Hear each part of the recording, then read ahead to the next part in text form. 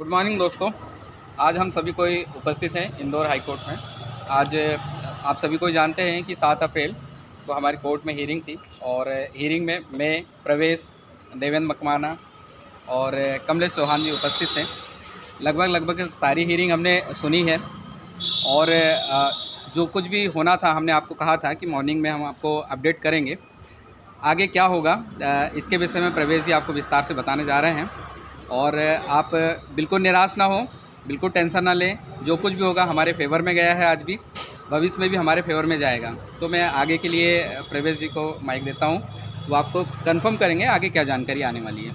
प्रवेश जी। आज दिनांक 7 अप्रैल को हाईकोर्ट में सुनवाई निर्धारित की गई थी और आज माननीय मध्य प्रदेश उच्च न्यायालय युगलपीठ जबलपुर में माननीय मुख्य न्यायाधिपति श्री मोहम्मद रफ़ीक महोदय एवं माननीय न्यायाधिपति संजय द्विवेदी के न्यायालय में किशोर चौधरी व अन्य की द्वारा प्रस्तुत याचिका में राज्य सरकार द्वारा कुल 43 याचिकाओं में से मात्र 8 में ही राज्य सरकार द्वारा उत्तर प्रस्तुत किए गए थे। बाकी शेष याचिकाओं में कोई उत्तर नहीं होने से माननीय न्यायालय द्वारा राज्य सरकार को निर्देश दिए हैं वह अन्य याचिकाओं में भी अपना उत्तर प्रस्तुत करे एवं स्पष्ट करे कि जो छात्र आरक्षित वर्ग से हैं उन्हें नए संशोधित नियमों के प्रकाश में अनारक्षित वर्ग में क्यों प्रवेश नहीं दिया गया। मेरिट के आधार पर प्रारंभिक परीक्षा में ऐसे छात्रों का प्रवेश न होने को लेकर याचिकाओं में नए नियमों की वैधानिकता को चुनौती दी गई है। अगली सुनवाई 28 अप्रैल 2021 को नियत की गई है। ये जो सुनवाई आज हुई थी इसे हमने भी सुना है वीसी के माध्यम से और जो सारी जानकारी मेरे द्वारा अभी जो दी गई है उसके मुताबिक अगली सुनवाई जो है 28 अप्रैल को होना है। इसमें 8 याचिकाओं में ही सिर्फ राज्य सरकार की ओर से जवाब दिया गया था, बाकी याचिकाओं में जवाब नहीं दिया गया था। तो माननीय न्यायालय ने कहा है, निर्देश दिए हैं स्पष्ट कि आप सभी में जवाब दाखिल करें। वह क्यों छात्रों को अनारक्षित वर्ग में नहीं जगह दी गई है इसके लिए जवाब प्रस्तुत करें और सारा कुछ जो है अभी की स्थिति से लग रहा है कि अपने फेवर में राज्य सरकार जो है ठीक से जवाब पेश नहीं कर पा रही है।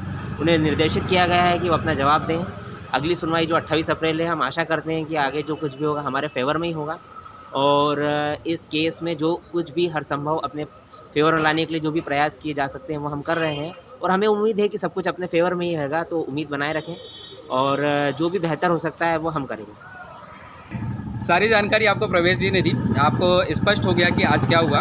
ठीक है, सीधे अर्थों में मैं ये कहना चाहूँगा कि अब पीएससी नहीं, राज्य सरकार के साथ में हमारी सीधी लड़ाई है और जो कुछ भी होने वाला है उस समस्त प्रकरण के लिए राज्य सरकार ही जिम्मेदार होगी।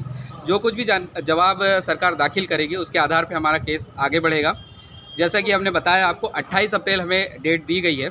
28 अप्रैल को तैयार रहिए। हम कोशिश ये कर रहे हैं कि सब कुछ हमारे हक में आए, सरकार को जवाब देना ही होगा। फ़िलहाल लोक सेवा आयोग के पास में जवाब उपलब्ध नहीं था, जो था उन्होंने दे चुका है और सारी की सारी गेंद राज्य सरकार के पाले में डाल दी है। आगे के लिए आप तैयार रहिए। देवेंद्र जी, आप कुछ कहना चाहेंगे केस के विषय में? साथियों, अब हमें हमारे धैर्य का परिचय देते हुए न्यायालय पे पूर्ण विश्वास के साथ हमें अपनी पढ़ाई निरंतर जारी रखना है। अपनी पढ़ाई में हमें कमी नहीं करना है और जो लक्ष्य लेके आप जिस क्षेत्र में जा रहे हों, आप लोक सेवक बनने जा रहे हो तो जनता के हित में आपको काम करना है। मैं आप सबसे यही अनुरोध करता हूँ। धन्यवाद। अभी तक माननीय उच्च न्यायालय में एमपीपीएससी के द्वारा जो भी जवाब देना था वो दे चुकी है और उसने राज्य सरकार के नियमों का हवाला दिया है और अब सीधी तरह से जो भी कुछ भी है राज्य सरकार को जवाब देना है। अब राज्य सरकार जवाब दे है इस केस में कि वो ऐसे नियम क्यों बनाएं और इस नियमों से जो फ़र्क पड़ रहा है और क्यों जगह नहीं दी गई है अनारक्षित वर्ग में, ये राज्य सरकार को जवाब देना है।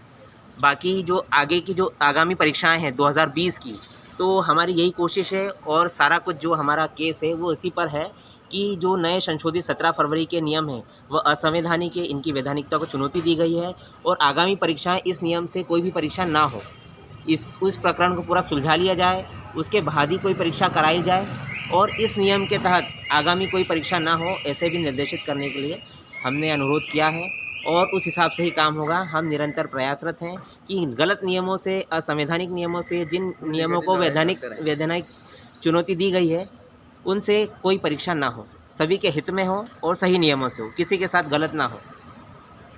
ठीक है, धन्यवाद दोस्तों। सारी जानकारी आपको शेयर कर दी गई है। आप हमारे साथ बने रहिए लगातार, और भी जो कुछ भी होने वाला है और या आगे क्या कर सकते हैं हम ठीक है, इसके बारे में हम समय समय पे आपको जानकारी देते रहेंगे। फिलहाल अभी के लिए धन्यवाद। आगे की पढ़ाई करते रहिए, लगातार आपने अपने ध्येय को याद करते रहिए, लक्ष्य को याद रखिए और हमसे जुड़े रहिए। धन्यवाद।